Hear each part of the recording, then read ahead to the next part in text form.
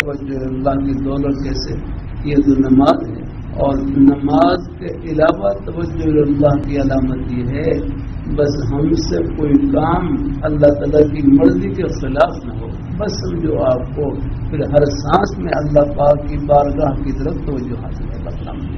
دکان میں بیٹھے ہیں بس ہیں، دکان میں بیٹھے ہیں بس دل میں یہ جذبہ لگا ہوا ہے کہ دکان میں اپنی حق حلال کی روزی کماؤں، کسی کو دھوکہ نہ دوں، کسی سے جھوٹ نہ بولوں، کسی بس اب آپ کی روزی کا کوئی بھی بہانہ بس سچائی سے بھرا ہوا، امانت داری سے، اپنی حق حلال کی روزی سے، یہ بہانہ فرش پر نہیں جنت کے دروازے پر ہے۔